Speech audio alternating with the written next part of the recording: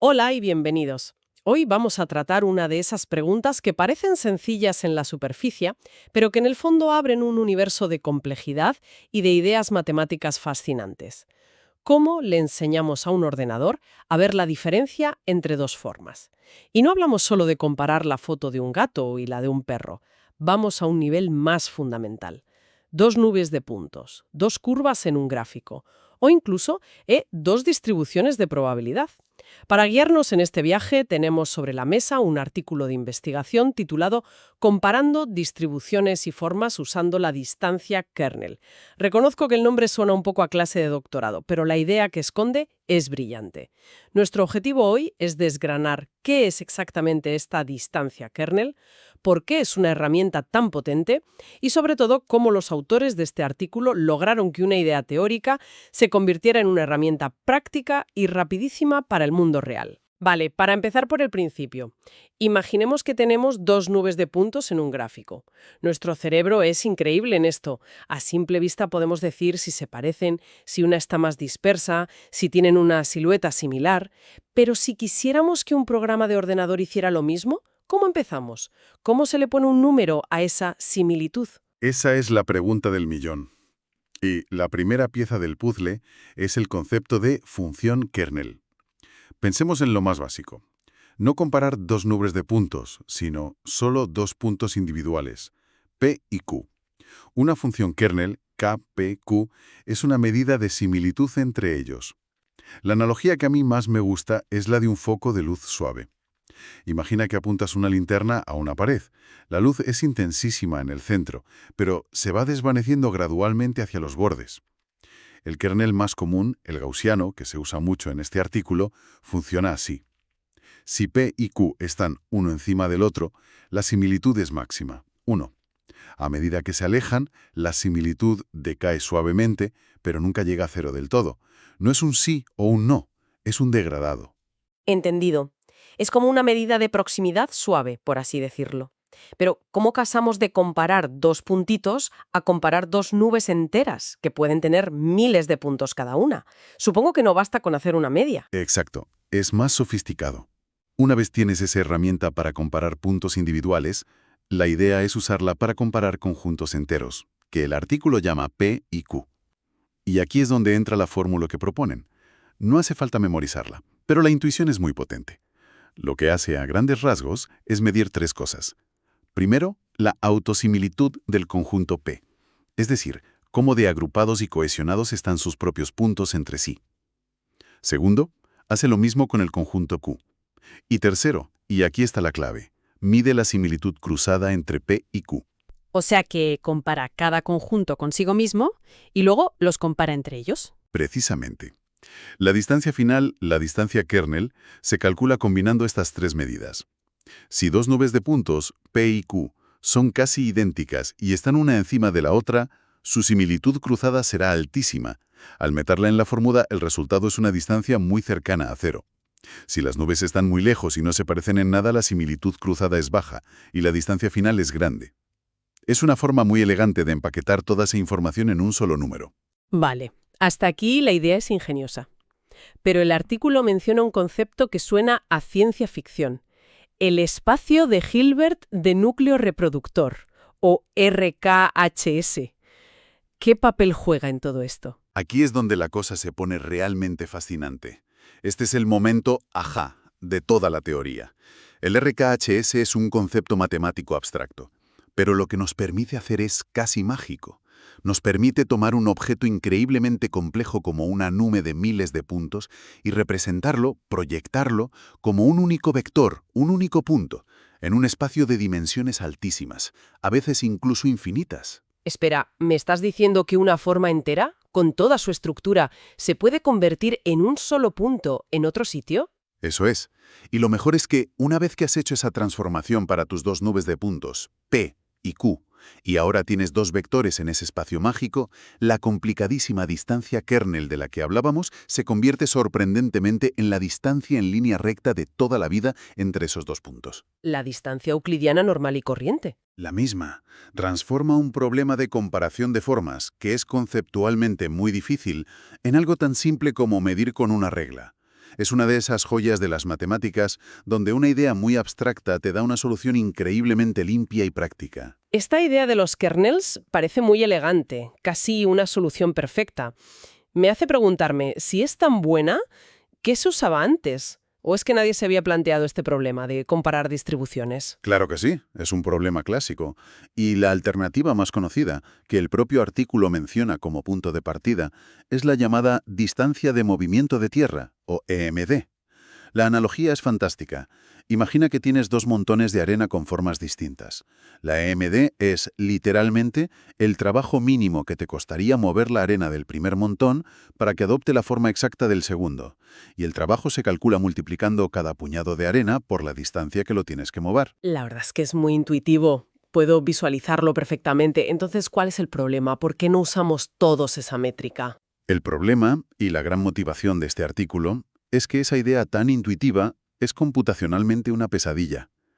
Calcular ese trabajo mínimo requiere resolver problemas de optimización muy complejos.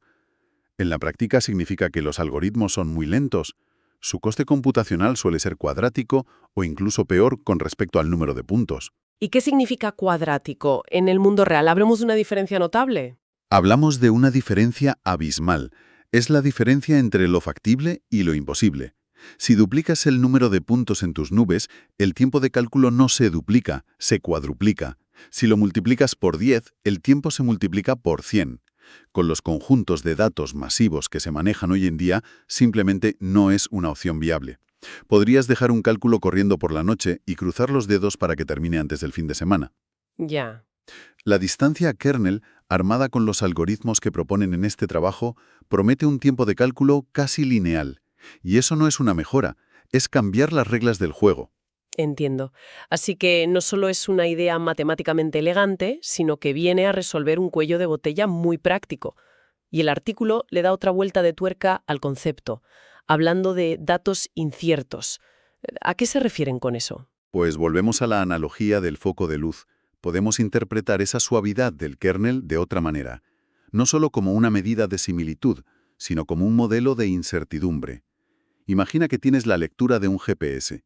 Te da unas coordenadas, pero sabes que no son 100% precisas. Hay un margen de error, una pequeña nube de probabilidad alrededor del punto. El kernel puede representar esa nube. Así, KPQ podría ser la probabilidad de que un objeto que tu sensor dice que está en P, en realidad esté en Q. Ah, o sea que en lugar de comparar formas nítidas, estaríamos comparando formas borrosas o probabilísticas. Justo. Estarías comparando la forma borrosa de un objeto con la forma borrosa de otro. Piensa en imágenes médicas que nunca son perfectamente nítidas o en las predicciones de un modelo meteorológico. Esta métrica puede manejar esa ambigüedad de forma nativa, sin necesidad de apaños. Es una capacidad increíblemente útil, porque en el mundo real los datos casi nunca son perfectos y precisos. Vale, el panorama está claro. Tenemos una idea matemática muy potente y flexible, la distancia kernel, que es teóricamente mucho más rápida que las alternativas. Pero, como decías, una cosa es la teoría y otra la práctica. ¿Cómo consiguen los autores pasar de una fórmula a un algoritmo que sea realmente rápido? Ahí es donde está el corazón de las contribuciones de este artículo, porque si calculas la distancia kernel a lo bruto, sigues teniendo un problema. Para la similitud cruzada, tienes que comparar cada punto de la primera nube con cada punto de la segunda. Si ambas tienen 10.000 puntos, esos son 100 millones de comparaciones. Sigue siendo demasiado. Uf, La clave está en usar atajos inteligentes. atajos. Suena a que se pierde precisión. ¿Cómo funcionan sin que el resultado sea erróneo? Esa es la cuestión. Proponen aproximaciones con garantías matemáticas. Una de las técnicas estrella es la descomposición de pares bien separados, o DWSPD. La idea es muy visual. En lugar de comparar cada punto con todos los demás, el algoritmo primero agrupa los puntos en cúmulos. Y si un cúmulo de puntos de la nube A está muy lejos de un cúmulo de la nube B, No tiene sentido hacer miles de comparaciones. exacto, sería un desperdicio de cálculo. Claro, porque el resultado de la similitud va a ser prácticamente cero para todos ellos. Justo. Entonces el algoritmo toma un representante de cada cúmulo lejano, por ejemplo su centro, y hace un único cálculo aproximado entre ellos. Es como mirar un mapa estelar.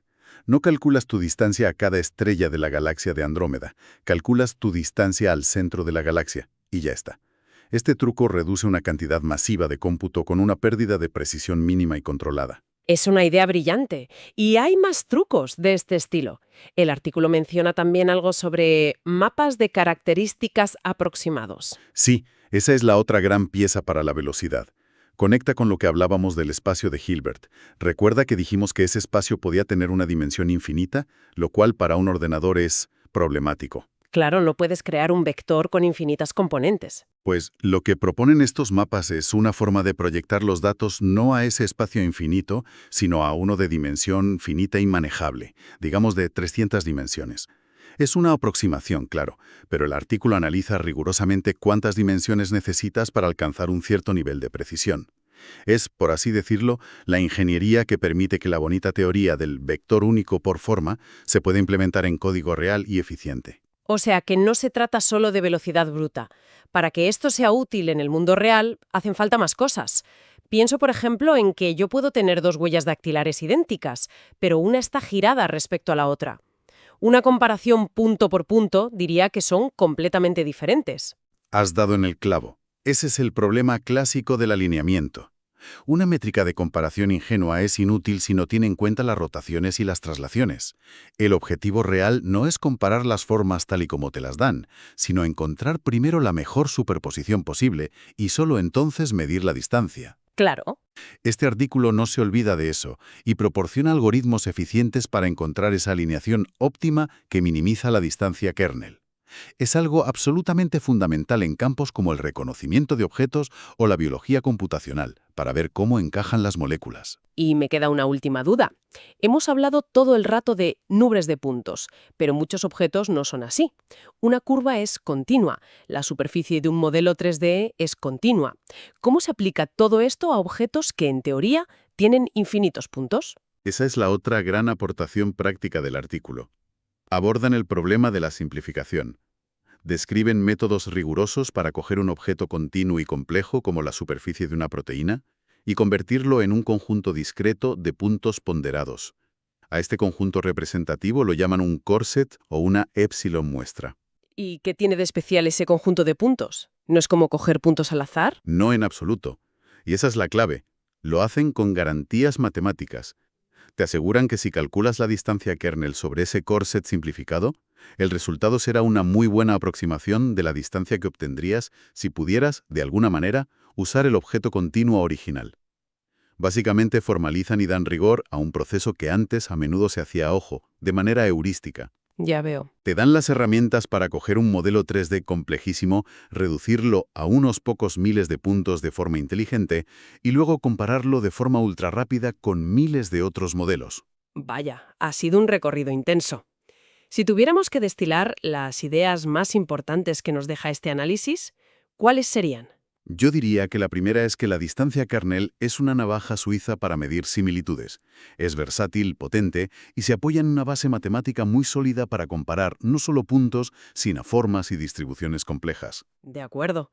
La segunda, para mí, es esa idea casi mágica del espacio de Hilbert. La capacidad de tomar algo tan complicado como una forma y reducirlo a un simple punto en un espacio especial donde comparar es tan fácil como medir la distancia.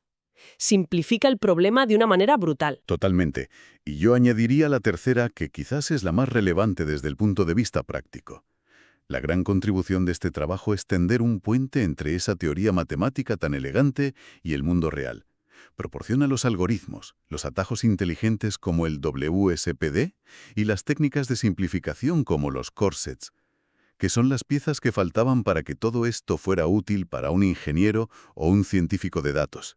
En resumen, no inventaron la idea, pero construyeron el motor que la hace funcionar a toda velocidad. Exacto.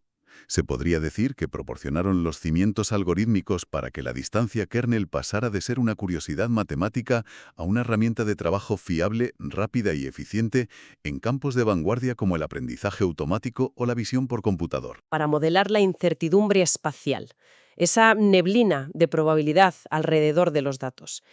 Esto me lleva a una pregunta un poco más allá. Si estas herramientas son tan buenas para comparar distribuciones de probabilidad en el espacio, ¿podríamos usarlas para comparar no solo objetos estáticos, sino procesos que evolucionan en el tiempo? sistemas donde el propio futuro es una distribución de probabilidad. ¿Qué pasaría si intentáramos medir la distancia kernel entre dos posibles futuros de la economía, representados por las predicciones de dos modelos diferentes, o entre las proyecciones de dos modelos climáticos que nos dan mapas de probabilidad de temperatura para el año 2050? Quizás estas mismas herramientas geométricas nos podrían servir para cuantificar cómo de diferentes son dos futuros posibles, abriendo la puerta a aplicar estas ideas a dominios mucho más abstractos. Gracias por habernos acompañado en este análisis. Hasta la próxima.